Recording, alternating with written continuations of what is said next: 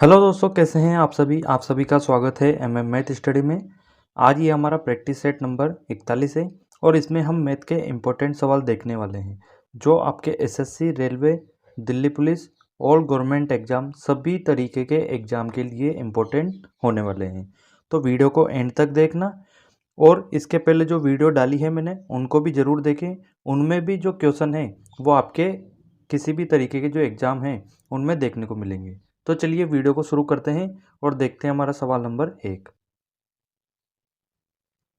हमारा सवाल नंबर 1 है, मोहन को एक रेडियो 100 रुपये में बेचने पर 20 रुपये का लाभ होता है तो उसका लाभ प्रतिशत कितना होगा। अब ये वाला जो सवाल है इसमें क्या करते हैं कि डायरेक्ट देखते हैं 20 रुपये का लाभ हो रहा है और किस पे 100 रुपये पर, तो डायरेक्ट इसको 20/100 और गुणा 100 करके इसका आंसर कर देते हैं 20%, जो कि गलत होता है। इसको अच्छे से समझना है और फिर इसको हल करना है और इसका सही जवाब हमें वहाँ पर लगा के आना है। तो इसका सही जवाब देखेंगे हम। अब इसको कैसे सोल्व करेंगे कि 100 रुपये में बेचने पर, 100 रुपये में बेचने पर मतलब ये जो 100 रुपये है यहाँ पर ये क्या है, आपका सेलिंग प्राइस है, आपका विक्रय मूल्य है। ये 100 रुपये उसका विक्रय मूल्य हो गया और इस पर 20 रुपये का लाभ होता है। 20 रुपये का लाभ होता है मतलब उसका क्रय मूल्य क्या होगा, उसका सीपी 80 रुपये होगा। 80 रुपये होगा जब, तो उस पर 20 रुपये का लाभ होते ही उसका विक्रय मूल्य 100 हो जाएगा। तो उसका क्रय मूल्य निकालना इसका इम्पोर्टेंट है। हमने ये निकाल लिया। अब उसका हमें लाभ प्रतिशत पूछा गया है। लाभ प्रतिशत क्या होता है आपका, परसेंटेज प्रॉफिट जो होता है वो होता है एसपी माइनस सीपी बटे सीपी और गुणा 100। ये अपने पास परसेंटेज प्रॉफिट का फॉर्मूला होता है। इसमें मान रखेंगे एसपी कितना है अपने पास में 100, सीपी कितना है 80 और नीचे सीपी आ जाएगा 80, गुणा कर देंगे इसको 100 से। ये क्या हो जाएगा 20/80 गुणा 100। 0 से 0 काटेंगे और 2 से इसको काट देंगे 4 बार, 4 से 100 को काटेंगे 25 बार। तो अपने पास परसेंटेज प्रॉफिट कितना निकल के आ गया, उसका 25%। तो सवाल को अच्छे से पढ़ के और फिर इसको सोल्व करना है। जल्दी जल्दी में इसका गलत आंसर हमें लगा के नहीं आना है। तो इसका सही जवाब हो जाएगा अपने पास ऑप्शन डी 25%। अब अगला सवाल देखेंगे, सवाल नंबर 2। सवाल नंबर 2 है, यदि दो घनों के आयतनों में 27:1 का अनुपात है तो इनकी भुजाओं का अनुपात क्या होगा। हमें दो घन दिए गए हैं, उनका आयतन क्या है, हम मान लेते हैं कि पहला जो घन है उसका आयतन है V1 और दूसरे का है V2। आयतन क्या होता है, भुजा क्यूब। जो बड़ा वाला घन है पहला, उसकी भुजा मान लेते हैं A और इसका क्यूब बटे दूसरा जो घन है उसकी भुजा वो हम मान लेते हैं स्मॉल a और इसका घन बराबर है इनके अनुपात के 27:1। अब आपको पता होगा 27 क्या होता है, अपने पास 3 का क्यूब होता है और 1 जो है वो 1 का क्यूब हम लिख सकते हैं। यहाँ से इनकी घात जो है वो बराबर है तो आधार क्या होगा, बराबर हो जाएगा। तो यहाँ से अपने पास a यानी कि पहला वाला जो घन है उसकी भुजा और दूसरा वाला घन उसकी भुजा का अनुपात आ जाएगा क्या, 3:1। और ये हमें निकालना था। तो ये किस में दिया गया हमें, 3:1, ऑप्शन सी। तो इसका भी सही से देख के ऑप्शन सी लगा के आना है, ऑप्शन ए इसका आंसर नहीं लगा के आना है। अब देखेंगे सवाल नंबर 3। सवाल नंबर 3 है, 15 सेंटीमीटर भुजा वाले किसी घन में से 3 सेमी भुजा वाले कुल कितने घन काटे जा सकते हैं। तो हमें क्या करना है कि कोई घन दिया गया है, 15 सेमी भुजा वाला बड़ा घन है, इसको काटकर छोटा घन बनाना है जिसकी भुजा 3 सेमी हो। तो इसको निकालने का फॉर्मूला होता है अपने पास n। n क्या है, यहाँ पर संख्या है जो हमें निकालनी है। बड़े वाले घन का आयतन और छोटे वाले घन का आयतन। आयतन क्या हो जाएगा, भुजा क्यूब, और बड़ी वाली भुजा क्या है 15, तो इसका क्यूब हो जाएगा। तो इसको हम 15 गुणा 15 और गुणा 15 लिख सकते हैं। छोटी वाली भुजा का क्यूब, छोटी वाली भुजा कितनी दी गई है, 3 से भी, 3 गुणा 3 गुणा 3। 3 से इसको काटेंगे 5 बार, 3 से इसको काटेंगे 5 बार और 3 से इसको काटेंगे 5 बार। तो अपने पास 5 गुणा 5 गुणा 5, ये कितना आ जाएगा 125। यानी कि हम उससे 125 गन बना सकते हैं 3 सेंटीमीटर के। ये दिया है अपने पास ऑप्शन सी में, ऑप्शन सी इसका सही जवाब हो जाएगा। अब चलते हैं अपने अगला सवाल, सवाल नंबर 4 की तरफ। सवाल नंबर 4 है, सुबोध ने एक रेडियो 5% हानि पर बेचा। यदि वह उसे 80 रुपये अधिक में बेचता तो उसे 5% लाभ होता। रेडियो का क्रय मूल्य कितना है, ये हमें निकालना है। अब सुबोध है, उसने कोई रेडियो खरीदा है, तो हम उसका कॉस्ट प्राइस मान लेते हैं कितना है, 100% है, यानी कि 100 रुपये है। 5% हानि पर उसने ये बेचा है, तो 5% हानि पर बेचा है तो उसका विक्रय मूल्य क्या हो जाएगा, 95 हो जाएगा। भाई 100 रुपये का था, उसमें 5% की हानि हुई और 95 में उसने बेच दिया। अब उसे 80 रुपये अधिक में बेचता तो उसे 5% का लाभ होता। मतलब ये जो 100 रुपये इसका क्रय मूल्य था, इस पर 5% का लाभ होता 105%। कब होता, जब वो उसे 80 रुपये ज़्यादा में बेचता। तो यहाँ पे हम देख रहे हैं उसने पहले 95 में बेचा था, अब कितने में, 105 में। तो यहाँ पे जो 10% का अंतर आ रहा है, ये बराबर हो जाएगा किसके, उस 80 रुपये अधिक के, जो उसका लाभ होता उसके। ये 80 रुपये के बराबर हो गया। हमसे क्या पूछा गया है, उसका क्रय मूल्य कितना है। तो क्रय मूल्य हमने कितना माना था, 100% माना था, और 10% का मान अपने पास 80 आ गया। 100% का मान यहाँ से कितना आ जाएगा, 10 से गुणा कर देंगे इसको, तो 80 को भी 10 से गुणा करना पड़ेगा, तो ये कितना आ जाएगा, 800 रुपये। ये अपने पास निकल के आ गया उसका क्रय मूल्य, और ये है अपने पास ऑप्शन सी में। तो ऑप्शन सी इसका सही जवाब हो जाएगा, 800 रुपये। अब अगला सवाल देखते हैं, सवाल नंबर 5। सवाल नंबर 5 है, ये भी अपने पास अच्छा सवाल है। इसको भी देखते हैं कैसे सोल्व करना है। एक वृत्त की परिधि एवं त्रिज्या का अंतर 37 सेंटीमीटर है। वृत्त का क्षेत्रफल क्या होगा, ये हमें निकालना है। अब वृत्त की परिधि आपको पता है क्या होता है, 2πr, और त्रिज्या का अंतर -r, ये बराबर है किसके, 37 के। यहाँ से हम r कॉमन ले लेंगे, तो यहाँ क्या बचेगा, 2π और -1 बराबर 37। r 2 पाई की जगह हम मान रख देंगे इसका 22/7 -1 बराबर कर देंगे इसको 37 के। यहाँ से r ये कितना हो जाएगा, 44/7 और -1 बराबर 37। r इसका जब एलसीएम लेके करेंगे तो ये क्या आ जाएगा, 44 -7 और बटे 7 बराबर हो जाएगा किसके, 37 के। r 44 में से 7 जाएगा तो कितना बचेगा, 37 और बटे 7 बराबर 37। 37 से 37 कट जाएगा, तो यहाँ पे अपने पास r बराबर कितना आ जाएगा, 7 सेंटीमीटर। ये अपने पास त्रिज्या निकल के आ गई उसकी 7 सेंटीमीटर। अब हमसे कुछ भी पूछे हम उसका आंसर निकाल सकते हैं। हमसे क्या पूछा गया है, वृत्त का क्षेत्रफल। वृत्त का क्षेत्रफल आपको पता है क्या होता है, πr²। पाई का मान कितना है, 22/7, और r की वैल्यू हमने निकाल ली 7। 7 गुणा 7, 7 से 7 को काट देंगे तो ये कितना आ जाएगा, 154 सेंटीमीटर स्क्वायर। ये अपने पास क्षेत्रफल निकल के आ गया उसका, और ये हमें दिया गया है ऑप्शन डी में, तो ऑप्शन डी इसका सही जवाब हो जाएगा। अब अगला सवाल देखते हैं, सवाल नंबर 6। सवाल नंबर 6 है, ए एक कार्य का 1/2 भाग 5 दिन में समाप्त करता है। बी इस कार्य का 3/5 भाग 9 दिनों में समाप्त करता है, तथा सी इस कार्य का 2/3 भाग 8 दिन में समाप्त कर सकता है। तो तीनों मिलकर इस कार्य को कितनों दिनों में समाप्त कर देंगे, ये हमें निकालना है। अब इसमें एक चीज़ आपको देखनी है, वो क्या है कि 1/2 भाग जो है 5 दिन में समाप्त कर रहा है। 1/2 भाग 5 दिन में समाप्त कर रहा है। यहाँ से हम क्या करेंगे, 2 का गुणा इधर कर देंगे, तो एक भाग कितने दिन में समाप्त करेगा, वो 10 दिन में। ये अपने पास किसका आ गया, ए का निकल के आ गया। बी क्या करता है, 3/5 भाग 9 दिन में करता है। 3/5 भाग 9 दिन में, 3 से इसको काटेंगे 3 बार, और 5 का गुणा इधर करेंगे, तो ये क्या आ जाएगा, एक भाग, ये कितने दिन में करेगा, 15 दिन में। और ये किसका है अपने पास में, बी का। इसी तरीके से सी जो है तो 2/3 भाग 8 दिन में करता है। 2/3 भाग 8 दिन में, 2 से काटेंगे 4 बार, और इस 3 का इधर करेंगे तो ये आ जाएगा एक भाग जो है 12 दिन में समाप्त करता है कोण सी। बस ये चीज़ अगर आपने निकाल ली तो इसके बाद में सवाल बहुत ही आसान है। जिस तरीके से अपन इसको सोल्व करते हैं उसी तरीके से आगे भी करेंगे। क्या है अब, ए, बी और सी।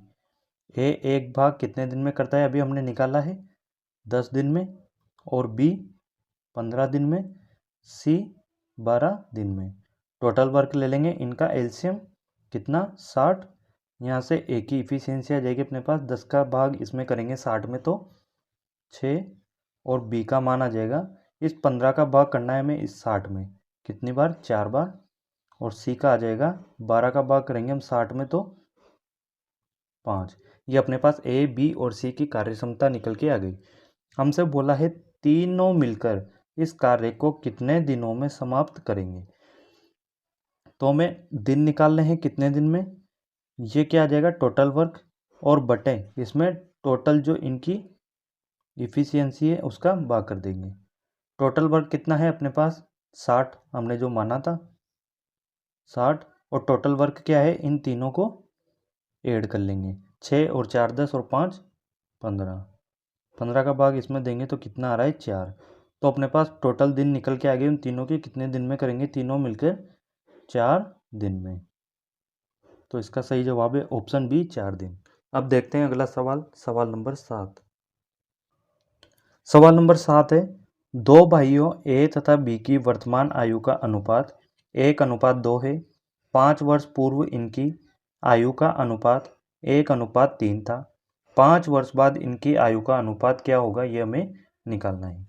अब हमें क्या है, ए और बी दिए गए हैं, ए और बी, इनकी आयु का अनुपात कितना 1:2, और 5 वर्ष पूर्व यानी कि 5 वर्ष पहले, तो यहाँ पे क्या लिखेंगे -5 और -5, कितना दिया गया है 1:3। अब हम क्या करते हैं, पहले अनुपात का गुणा करते हैं, इसका गुणा इससे करेंगे और इसका गुणा इससे करेंगे। तो 1 का गुणा 3 से करेंगे तो 3, और इसका गुणा करेंगे 2 से तो क्या आ जाएगा 2। इनका अंतर कितना आ रहा है 3 - 2 1।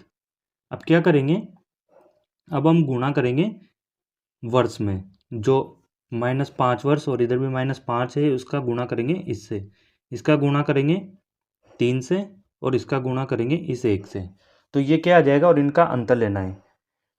3 का गुणा जब हम 5 से करेंगे तो ये आ जाएगा अपने पास 5 तिया 15, और इस 1 का गुणा -5 से करेंगे तो कितना आ जाएगा 5। 15 में से 5 जाएंगे कितना आ जाएगा 10। हमें बस इनका अंतर लेना है। इसमें जो भी चिन्ह है अगर दोनों तरफ बराबर है तो उससे कोई मतलब नहीं है कि प्लस या माइनस। अगर दोनों तरफ माइनस है, जैसे -5 है तो अंतर लेंगे, दोनों तरफ अगर प्लस है तब भी अंतर लेंगे। 1 बराबर 10 आ गया, ये अपने पास 1 बराबर 10 आ गया। अब ये जो अनुपात है ये किसका होता है, वर्तमान का। हम क्या करेंगे, पहले इनकी वर्तमान एज निकालेंगे। 1 बराबर 10 है और ए का अनुपात कितना है 1 है, तो ये कितने साल का हो जाएगा 10 वर्ष, और बी का अनुपात कितना है 2 है। 1 बराबर 10 है, 2 बराबर कितना हो जाएगा 20। हमसे क्या बोला गया है 5 वर्ष बाद, तो इसमें 5 वर्ष प्लस कर देंगे और इसमें भी 5 वर्ष प्लस कर देंगे। तो यहाँ से ए की आयु कितनी आ जाएगी 10 और 5 15, यहाँ से बी की कितनी आ जाएगी 25, और हमें इनका अनुपात निकालना है तो 5 से काट देंगे 3 बार और ये 5 बार, तो इनका अनुपात कितना आ गया 3:5, और एक इसमें दिया गया है ऑप्शन सी में, तो ऑप्शन सी इसका सही जवाब हो जाएगा। अब देखते हैं अगला सवाल, सवाल नंबर 8। सवाल नंबर 8 है, एक समांतर चतुर्भुज का एक कोण उसके सबसे छोटे कोण से दुगने से 30 कम है, इसके सबसे बड़े कोण की माप ज्ञात कीजिए। समांतर चतुर्भुज का जो एक कोण है, यहाँ पर क्या दिया गया है बड़ा कोण, इसको बड़ा कोण कर लेना। तो सबसे छोटा कोण क्या मानेंगे, पहले हम सबसे छोटा कोण मानते हैं, वो क्या मान लिया हमने x है, और बड़ा कोण क्या बोला गया है कि सबसे छोटे कोण के 2 गुने, यानी कि 2x उससे 30 डिग्री कम है। ये तो क्या है अपने पास में छोटा वाला कोण, और ये क्या है उसका बड़ा वाला कोण। अब आपको पता होगा कि ये दोनों बराबर हो जाएंगे 180 डिग्री के, क्योंकि समांतर चतुर्भुज के बारे में हमसे बोला गया है और इसके जो दो कोण होते हैं उनका मान 180 डिग्री हो जाएगा। तो इनको ऐड कर देंगे इन दोनों को। ये क्या आ जाएगा, x plus 2x minus 30 degree बराबर 180। यहाँ से आ गया 3x बराबर 180 और प्लस 30, 3x बराबर 210 और x बराबर आ गया अपने पास कितना, 70 डिग्री। ये अपने पास x का मान निकल के आ गया और हमसे पूछा है बड़ा कोण। बड़ा कोण क्या है यहाँ पर 2x माइनस 30 डिग्री, इसमें मान रख देंगे 2 गुणा x की जगह 70 और माइनस 30 डिग्री। ये 70 भी क्या है, डिग्री है। ये हो जाएगा 140 डिग्री और माइनस 30 डिग्री बराबर 110 डिग्री जो है इसका मान निकल के आ गया सबसे बड़े कोण की। ये दिया गया है ऑप्शन सी में, तो ऑप्शन सी सही जवाब हो जाएगा। अब अगला सवाल देखते हैं, अपना सवाल नंबर 9। सवाल नंबर 9 है, ये बहुत अच्छा सवाल है, इसको अच्छे से समझना और अगर ये एग्जाम में आ जाए तो इसको गलत मत करके आना।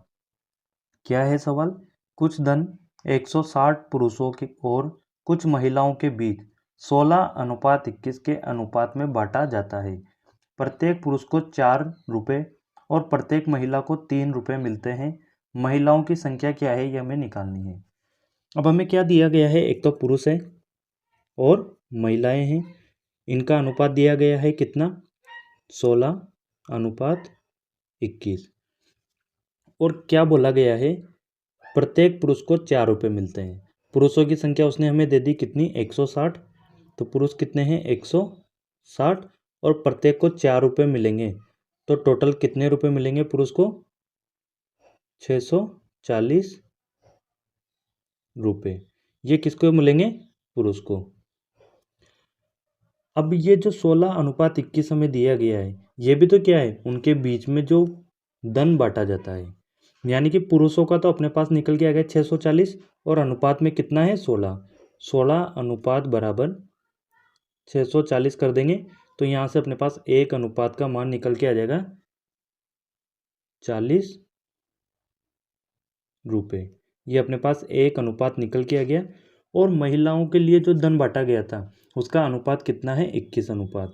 तो हम क्या करेंगे, इसका मान इसमें रख देंगे, तो ये कितना आ जाएगा, महिलाओं को कितनी राशि मिली है, 40 से जब हम इसको करेंगे गुणा तो 840 रुपये। ये महिलाओं को मिले हुए पैसे हैं 840।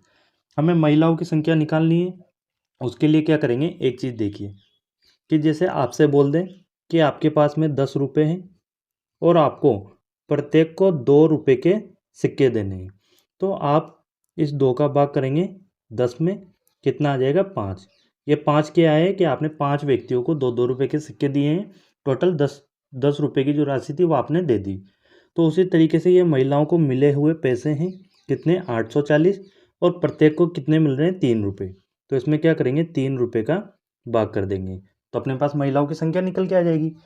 3 का भाग इसमें करेंगे तो ये 2 और 8 0, ये 280 जो निकल के आया है वो अपने पास क्या आया है, महिलाओं की संख्या, और ये हमें निकालना था।